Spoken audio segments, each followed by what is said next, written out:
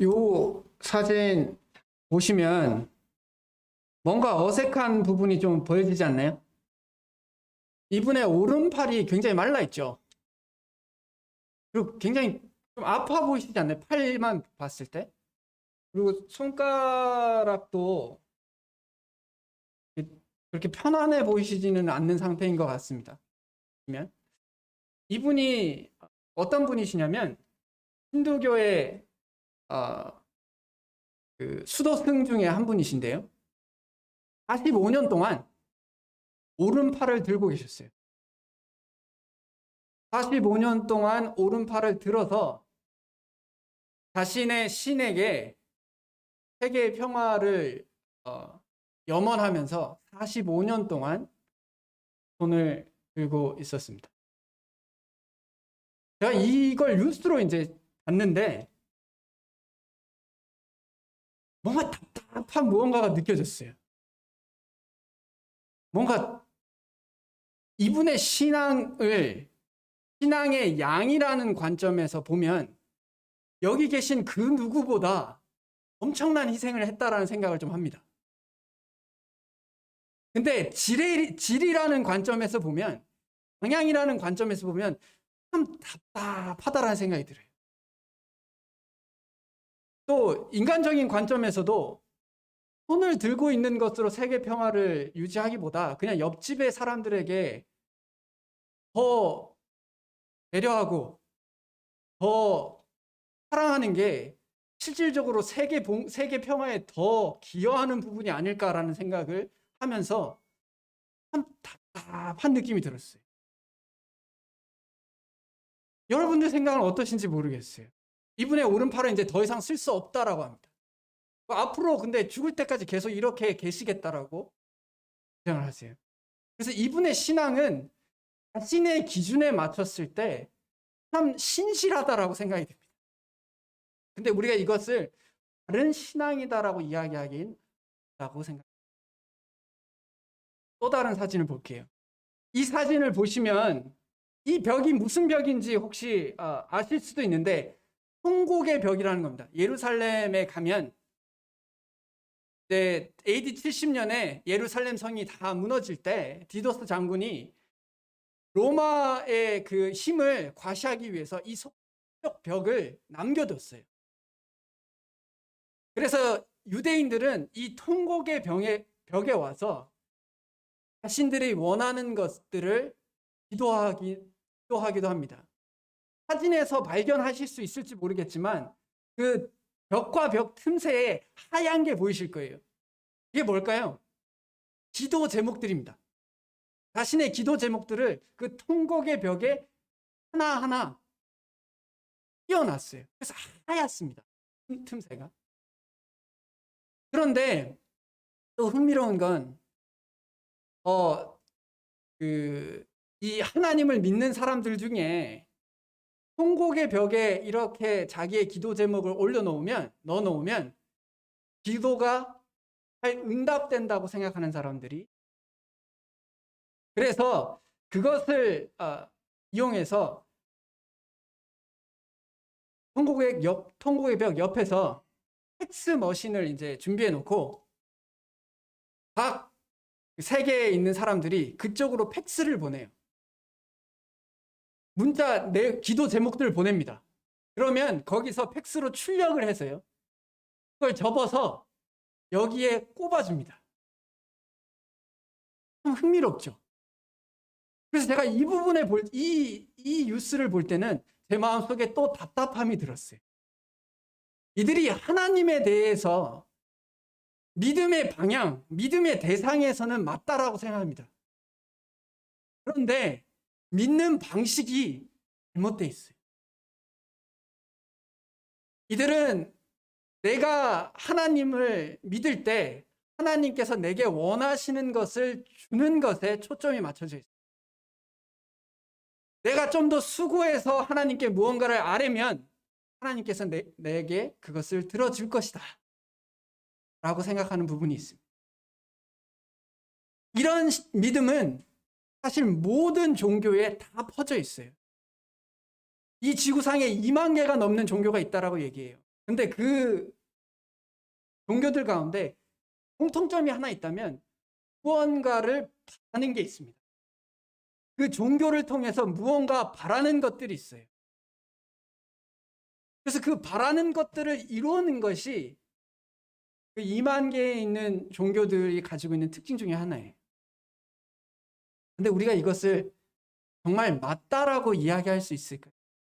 우리가 믿고 있는 신앙에 대해서 이런 식으로 우리가 신앙을 가지고 있다면 우리가 정말 다른 믿음들과 구분되는 하나님께서 말씀하시는 그 거룩함과 구별과 그것을 누리고 있는 참 진리라고 이야기할 수 있을까라고 생각합니다. 그래서 믿음에는 다른 믿음이라고 이야기하면 이 부분이 굉장히 중요할 것이다라고 생각합니다. 그것은 두 가지가 있는데요. 하나는 내가 믿고 있는 것이 잘못된 것을 믿고 있는가의 문제. 또 다른 하나는 내가 믿고 있는 것을 제대로 믿고 있는가의 문제입니다. 다시 쉽게 이야기하면 잘못된 것을 믿고 있는가 아니면 무언가를 잘못된 방법으로 믿고 있는가 두 가지. 우리에게 믿음이라는 것이 있다면 모든 사람에게 믿음은 있습니다. 지구상에 존재하는 모든 사람에게 믿음이 존재해요. 그렇다면 중요한 것은 내가 바르게 믿고 있느냐의 문제입니다. 그럼 바르게 믿고 있느냐라는 문제는 두 가지예요. 믿음의 대상이 바른가? 바른 대상에 대해서 바르게 믿고 있는가? 두 가지입니다. 이 두 가지가 제대로 이루어지면 우리는 참된 신앙 혹은 바른 신앙이라고 이야기해요. 우리가 바른 믿음을 가지고 있을지라도 바른 대상에 대한 믿음이 있을지라도 믿는 방법이 틀렸으면 그것도 틀린 반대로 바르게 믿고 있지만 대상이 틀리면 그것도 못된 거예요. 오늘 우리가 믿음의 회복이라는 주제로 말씀을 나누기를 원합니다. 많은 사람들이 무언가를 믿고 있기 때문에 어떤 이유로 자신감이 있고 어떤 이유로 행복이 있고 어떤 이유로 위로가 될 줄로 알아요. 근데 그 믿음이 정말 바른 믿음인가에 대해서 돌아볼 필요가 있습니다. 의외로 많은 그리스도인들이 내가 믿고 있는 것들에 대해서 착각하고 있는 경우가 굉장히 많다라는 생각을 해봅니다. 성경에서도 그 부분에 대해서 경고하고 있죠. 주여 주여 하는 자마다 다 나에게로 올 것이 아니다라고 이야기했어요. 이 말씀은 너희들이 믿는다라고 주장하는 그 믿음이 사실 나하고는 아무런 상관이 없다라고 말씀하고 계십니다. 우리의 믿음들을 제대로 돌이켜볼 수 있었으면 좋겠습니다. 본문의 말씀은 요한복음 20장입니다. 24절과 31절, 24절부터 31절의 말씀 제가 봉독하도록 하겠습니다. 요한복음 20장 24절에서 31절까지 봉독해 드리도록 하겠습니다. 12 제자 중에 하나로서 디드모라 불리는 도마는 예수께서 오셨을 때에 함께 있지 아니한지라. 다른 제자들이 그에게 이르되 우리가 주를 보았노라 하니 도마가 이르되 내가 그의 손에 못자국을 보며 내 손가락을 그 못자국에 넣으며 내 손을 그 옆구리에 넣어보지 않고는 믿지 아니하겠노라 하니라. 여드레를 지나서 제자들이 다시 집안에 있을 때에 도마도 함께 있고 문들이 닫혔는데 예수께서 오사 가운데 서서 이르시되 너희에게 평강이 있을지어다 하시고 도마에게 이르시되 내 손가락을 이리 내밀어 내 손을 보고 내 손을 내밀어 내 옆구리에 넣어보라. 그리하여 믿음 없는 자가 되지 말고 믿는 자가 되라. 도마가 대답하여 이르되 나의 주님이시요 나의 하나님이시니이다. 예수께서 이르시되 너는 나를 본고로 믿느냐 보지 못하고 믿는 자들은 복되도라 하시니라. 예수께서 제자들 앞에서 이 책에 기록되지 아니한 다른 표적도 많이 행하셨으나 오직 이것을 기록함은 너희로 예수께서 하나님의 아들 그리스도이심을 믿게 하려 하며 또 너희로 믿고 그 이름을 힘입어 생명을 얻게 하려 함이니라. 아멘.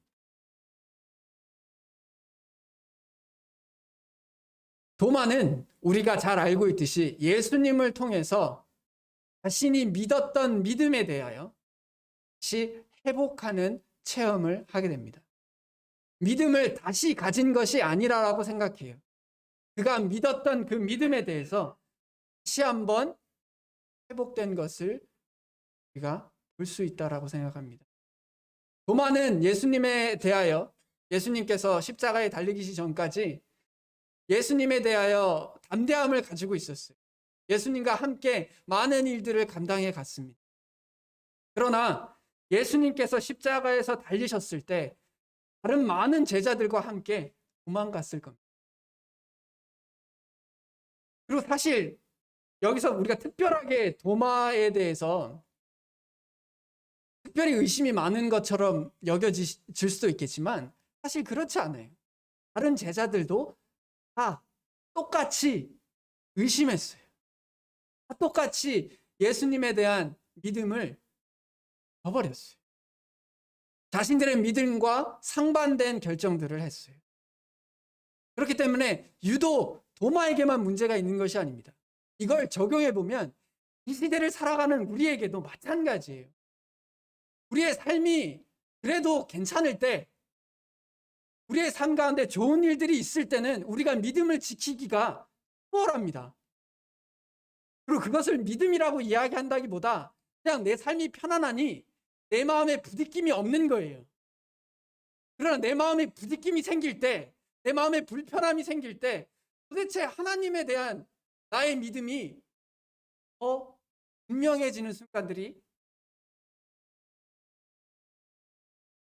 도마와 제자들도 마찬가지라고 생각해요. 그들이 예수님과 표적을 같이 행할 때는 얼마나 열성적이었어요. 얼마나 열정적으로 예수님을 쫓아다녔습니까? 근데 예수님이 십자가에 달리시자 그때 당시에 치욕적인 고통스러운 사형을 당하시자 떠납니다. 떠나고 나서 제자들에게 나타나실 때 제자들이 예수님을 다시 받아들였어요. 그러다 도마는 그때 당시에 없었거든요. 그래서 제자들이 도마에게 이야기했는데 도마는 내 눈으로 보기 전까지는 결코 믿지 않겠다. 우리도 그럴 때가 있습니다. 말씀이 아무리 뭐라고 해도 내가 직접 그걸 경험해 보지 않고는 하나님 앞에 엎드리지 않겠다 라고 할 때가 있어요. 그것이 우리의 믿음에서 떨어져 살아가는 모습이 될지도 합니다. 도마도 그렇게 고백했어요. 우리가 주를 보았노라. 나는 보지 않고는 믿지 아니하겠노라. 이야기합니다. 우리에게 말씀이 있을지라도 그것보다 더 중요한, 그것보다 나에게 더 특별하게 다가오는 것이 없으면 나는 믿지 않겠다 라고 이야기하는 것과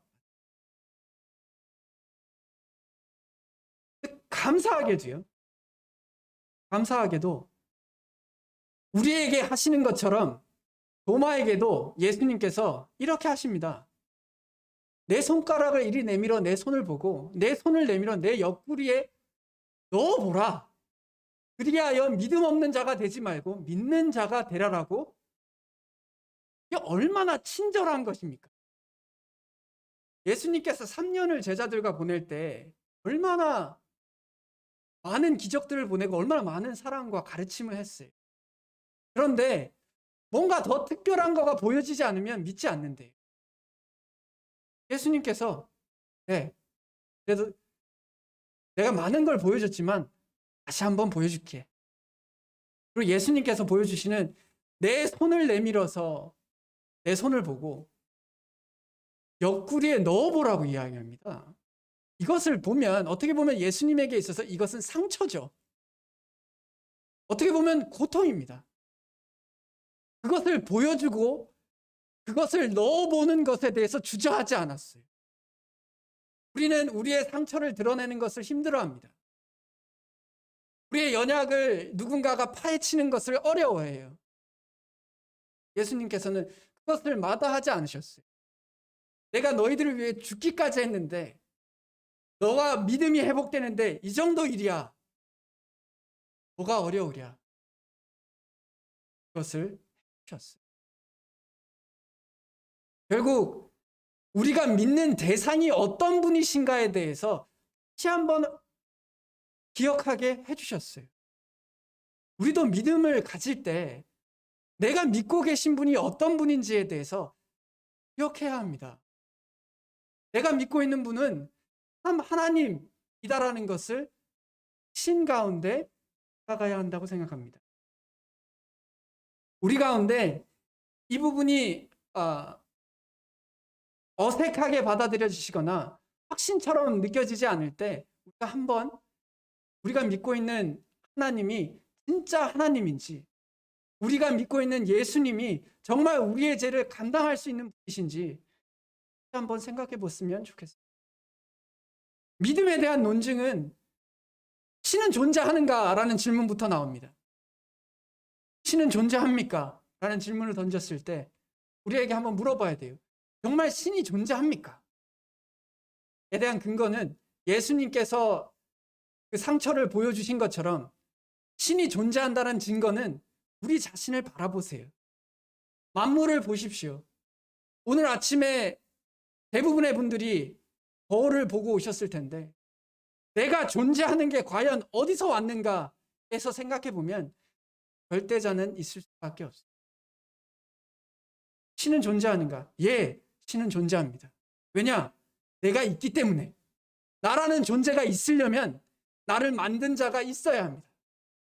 그건 단순한 논리지만 굉장히 분명한 논리입니다. 그러므로 신은 존재합니다. 그렇다면 두 번째 질문은 그 신이 야훼 하나님인가?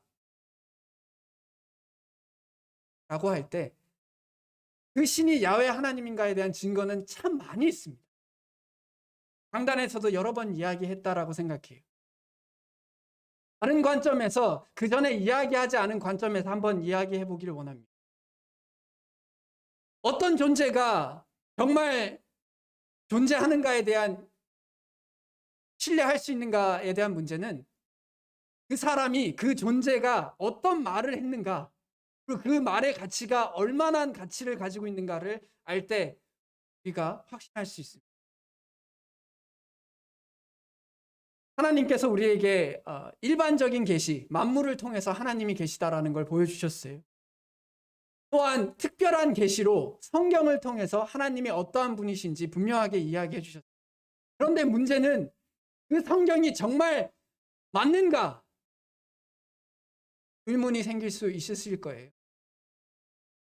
근거를 보여드리도록 하겠습니다. 이 성경이 만약에 다른 글들, 신이 있을 수밖에 없어요. 그러면 세상에 많은 종교가 다른 신들에 대해서 이야기할 때 그 종교 서적들 가운데 이 성경이 가지고 있는 위치가 어떠한지를 분별해 보면 합리적인 선택은 그 중에 가장 합리적이고 믿을 만한 종교 경전이 무엇인지를 발견하게 되면 우리가 믿고 있는 하나님이, 우리가 믿고 있는 신이 야훼 하나님인가에 대해서 다시 한번 확신하게 됩니다.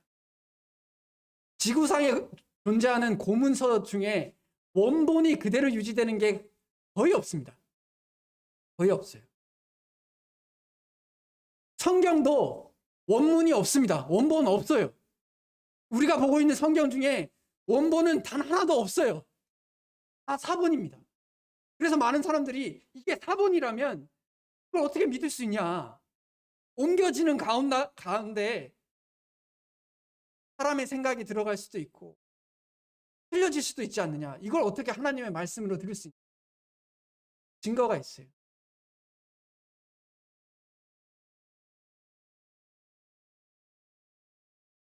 어느 정도 보이실지, 이게 보이실 것이다라고 생각이 드는데요.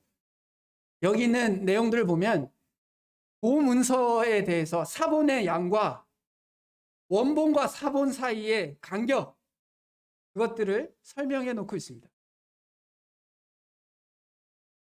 세상에 많은 사본들이 있는데 결론은 성경만큼 방대하며 성경만큼 원본과 사본 간의 간격이 짧은 사본은 이 지구상의 역사 가운데 존재하지 않아요.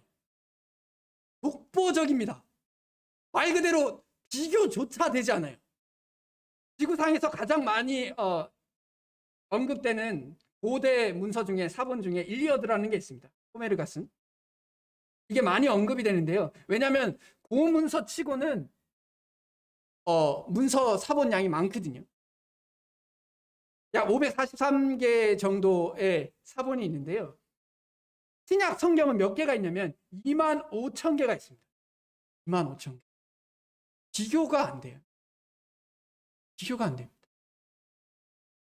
그렇다면 지구상에 있는 모든 종교 경전과 비교해 봤을 때 성경만큼 온전하게 보존되어져 있는 종교 경전이 존재하지 않아요.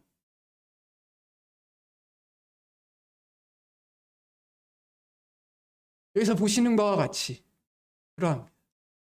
그렇다면 우리가 합리적인 선택을 하자면 당연히 성경에서 말씀하시는 하나님이 만물을 창조하신 신이다라는 것에 한 표를 던질 수밖에 없다라고 생각해요. 그래서 우리가 믿고 계신 하나님은 정말 살아계신 하나님이십니다. 그 다음 문제는 이거예요. 그런 하나님과 내가 어떤 관계를 맺을 수 있을까? 다시 어떻게 하나님께로 돌아갈 수 있을까? 즉 우리에게 있어서 예수님은 누구신가에 대한 문제입니다. 그리고 이분을 내가 정말 믿을 수 있는가? 예수님이 정말 과거에 존재했는가에 대한 확신이 안 생길 때가 있어요. 성경에서 그렇게 말하고 있지만 의심이 생길 때가 있어요. 그러면 성경 밖에서 성경의 영향을 받지 않은 사람이 예수님에 대해서 성경과 같은 이야기를 하고 있다면 우리는 우리의 믿음이 한층 확고해질 수 있다고 생각합니다. 글자가 작아서 죄송한데 이 실질로 요세푸스의 유대 고대사 원문을 한국어로 번역한 내용이에요. 이 내용을 보면 이 요세푸스라는 사람이 이렇게 적었어요. 예수라고 하는 현자 한 사람이 살았다. 핵심적인 내용만 적으면 그를 빌라도가 십자가에 처형하도록 명령했으나 예수가 죽은 지 사흘째 되는 날 그는 다시 살아나 그들 앞에 나타났다. 오늘날에도 그리스도인이라는 족속이 사라지지 않고 여전히 남아있다라고 이 요세푸스의 유대 고대사에 적혀 있습니다. 그래서 역사학자 중에 예수라는 분이 존재했다라는 걸 의심하는 사람은 없어요. 그분이 하나님의 아들이라는 것에 대해서는 동의하지 않는 분도 계시겠지만 역사학자 중에 예수님은 안 계셨다라고 말하는 사람은 아무도 없습니다. 만약에 그렇게 주장하면 역사계에서 퇴출될 수밖에 없어요. 왜냐? 이 요세푸스의 문헌뿐만 아니라 많은 문헌에서 예수님에 대해서 언급하고 있습니다. 그렇다면 우리가 믿고 있는 하나님이 그리고 우리가 예수님을 통해서 돌아갈 수 있는 그 하나님이 참 하나님이다라는 것이 성경뿐만 아니라 성경 밖에서도 그것을 근거하고 있어요. 그럼 우리가 믿고 있는 것에 확신을 가지셔도 됩니다. 내가 내 인생을 걸어야 할 대상에 대해서 확신을 가지셔도 된다고 생각해요. 3단 논법이잖아요. 신은 계신가? 예, 있습니다. 그 신이 하나님인가? 예, 그렇습니다. 그럼 예수님이 누구신가? 그게 메시아입니다. 그러면 당연히 내가 믿는 하나님에 대해서 확신을 가지셔도 돼요. 담대하게 하셔도 됩니다.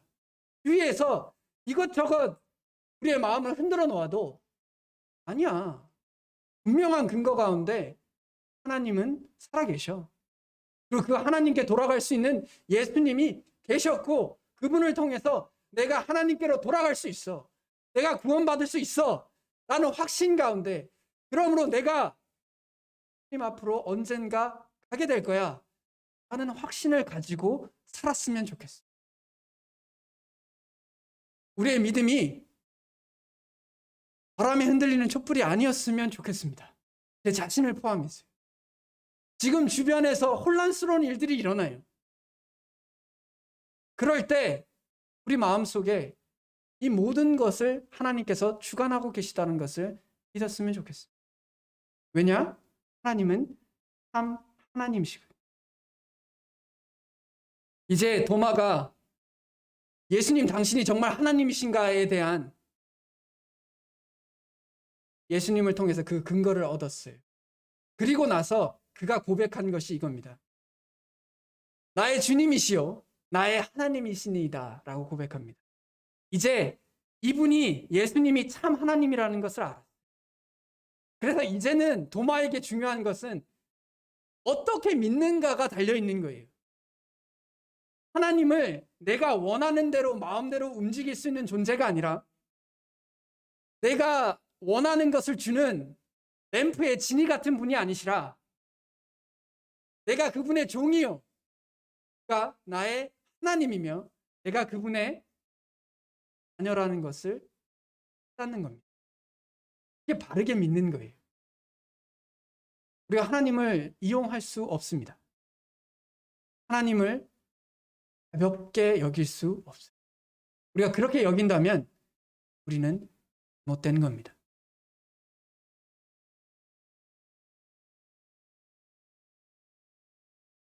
우리의 믿음이 여기 계신 분들 가운데 나의 믿음이 그리고 그리스도인이라고 했을 때 나의 믿음이 점점 자라나는 것에 대해서 난 싫어.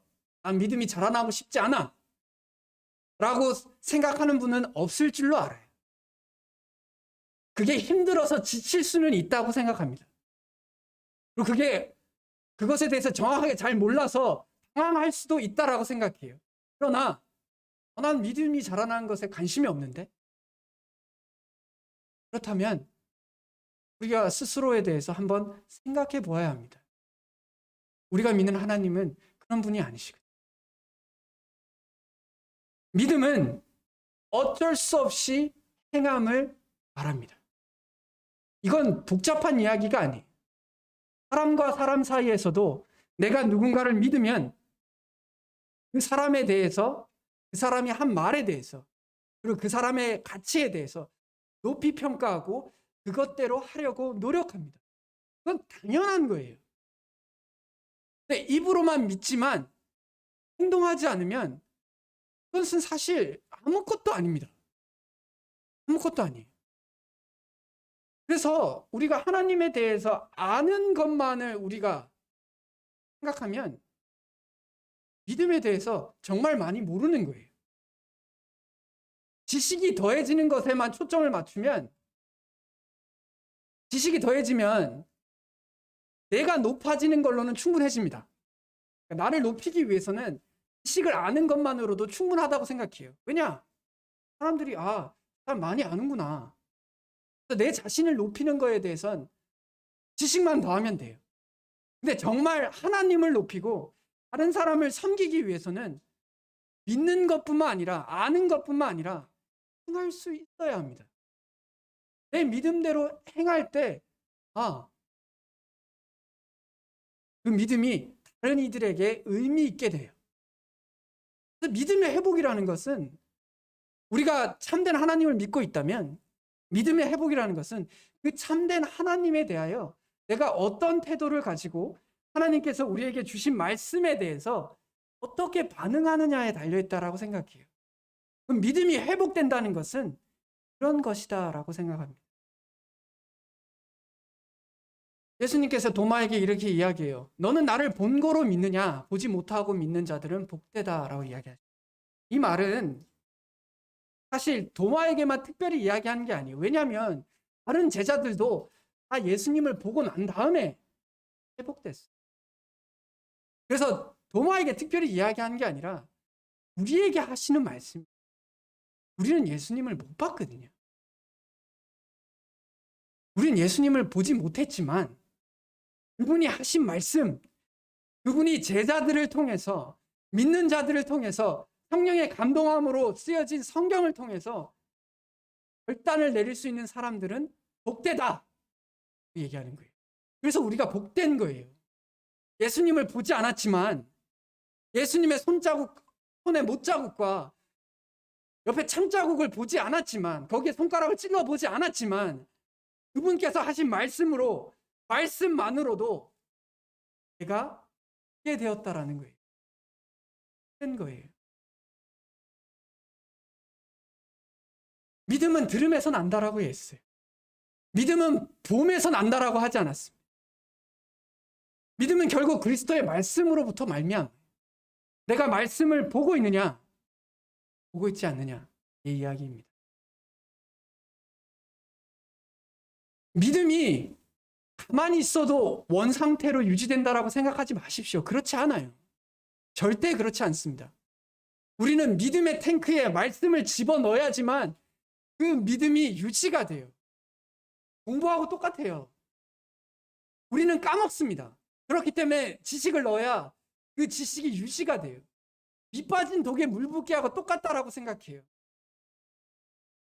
우리가 신앙을 위해서, 우리의 믿음을 통해서 하나님께서 공급해 주시는 말씀들을 통해서 우리가 믿음을 계속해서 채워가지 않는다면 우리는 당연히 밑바닥을 보일 수밖에 없어요. 그래서 우리의 삶의 밑바닥이 보이는 이유 중에 하나는 부정적인 의미에서요. 밑바닥이 보여지는 이유는 결국 우리의 믿음의 독이 더 이상 채워 넣는 것을 게을리했기 때문에 그렇습니다.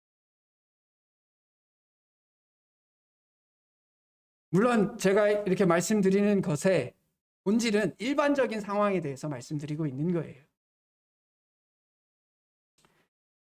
백부장에 대해서 이야기를 한번 해보면, 백부장은 이렇게 이야기합니다. 나한테 예수님께서 직접 오셔서 할 것도 없어. 그냥 말씀만 하세요. 당신의 말씀의 권위를 내가 인정합니다. 그래서 말씀만으로 이루어질 것을 알아요. 우리가 하나님께서 나에게 어떤 이적을 행하시거나 특별한 것을 해주지 않아도 말씀만으로 충분해요. 충분합니다. 예수님께서 이렇게 얘기해요. 이만한 믿음을 보지 못했다. 내가 믿음의 행동을 하는데 말씀만으로 충분하다라는 거예요. 하나님께서 내게 이것을 주셔야 되고 저것도 해결해 주셔야 되고 이것도 해주셔야 내가 하나님의 권위를 인정하겠습니다. 라는 것은 믿음으로서 참 초라하다는 것을 생각해 볼 수 있습니다. 칭찬받는 믿음은 말씀만으로 충분하다는 거예요. 말씀이 그러함으로 정말 그러하구나 라고 생각할 수 있는 겁니다. 그래서 말씀에 대해서 좀 진지하게 생각해 주셨으면 좋겠어요. 말씀에 대해서 가깝게 여기셨으면 좋겠어요. 유튜브에서 하시는 말씀 들으세요. 제발 들으세요. 강단에 있는 말씀만 들으라는 얘기 아니에요. 제가 그 유튜브에 있는 말씀 들으면 저도 유익이 되고 거기서 이야기하시는 말씀들 교회에 다 유익이 돼요. 교회에 오지 않고 유튜브에서 말씀 듣는 걸 충분하다? 저는 이게 모순이라고 생각하는 이유가 제가 들었던 유튜브에 있는 말씀들은 교회에서 신앙을 잘 다져가라라고 이야기하고 있거든요. 유튜브를 보면서 교회 공동체 생활은 별로 하지 않아도 되는데요 라고 이야기하는 건 제가 솔직히 말씀드리면 그걸 안 보고 있다라고 생각해요. 말씀 안 듣고 계시다라고 생각합니다. 정말 말씀을 듣고 계시면 그런 결론이 나올 수가 없어요. 그러므로 어느 통로를 원하든지 간에 말씀을 보세요. 그 말씀에 대해서 믿으십시오. 그리고 이 도마가 이 8일이라는 기간 동안 의심 가운데 살았던 그 삶을 이제 경험하지 않는 방법 중에 하나는 도마가 8일 전에 제자들과 함께 있었으면 8일 동안 의심하는 삶을 살지 않았겠죠. 우리도 마찬가지예요.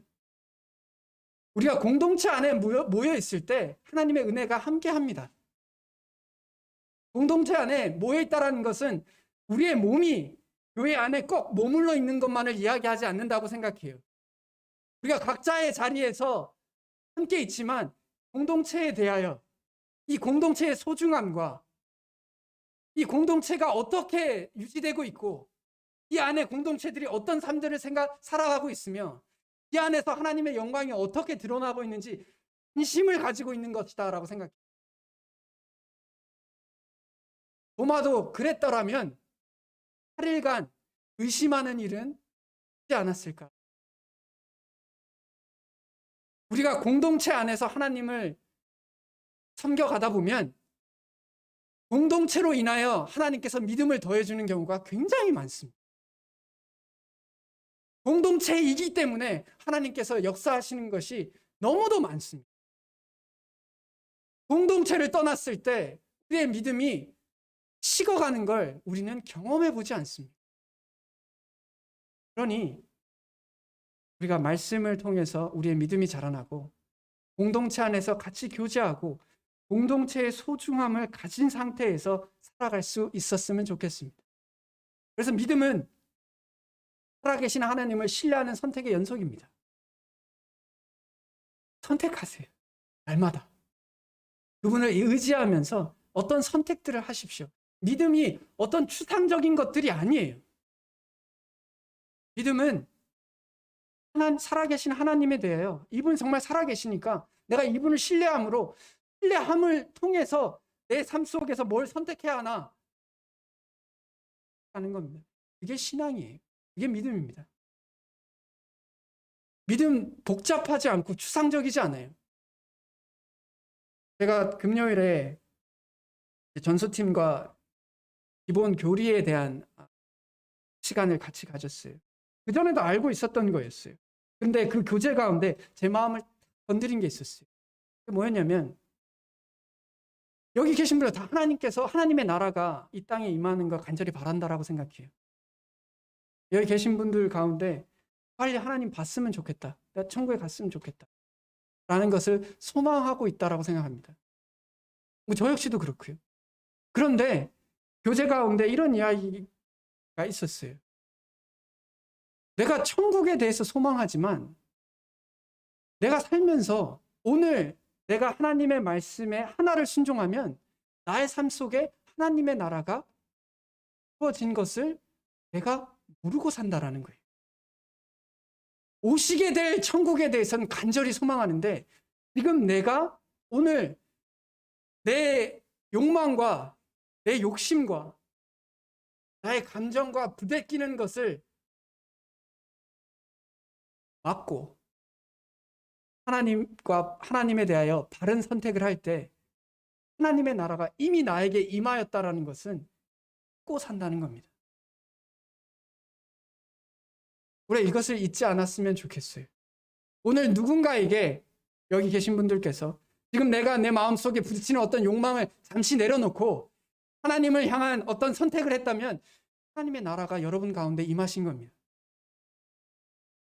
내가 불편해하는 대상이 있는데 안부를 물어요.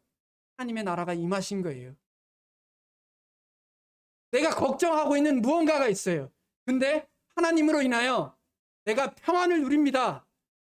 라고 한다면 나라가 이미 임하였어요. 그것이 우리의 믿음이다. 라고 생각합니다. 요한복음에 쓰여진 목적은 결국 우리가 믿고 예수 그리스도를 믿고 그 이름을 힘입어서 생명을 얻게 하려 함이라고 하셨습니다. 성경에서 말하는 생명은 항상 하나님과의 대부분 하나님과의 관계 가운데 말합니다. 정말 살아있는 자들처럼 살았으면 좋겠어요. 죽어있는 것이 아니라 메말라 있는 것이 아니라 병들어 있는 것이 아니라 활기차게 생명 가운데 하나님과 친밀함 가운데 살아갈 수 있었으면 좋겠습니다. 그것이 이 하나님의 말씀이 쓰여진 궁극적인 목적입니다. 하나님께로 돌아가는 겁니다. 그 안에서 누리며 사는 겁니다. 우리가 그렇게 믿음이 회복되었으면 좋겠습니다. 또한 우리가 가지고 있는 믿음이 더욱더 자라날 수 있었으면 좋겠습니다. 다 같이 기도하겠습니다.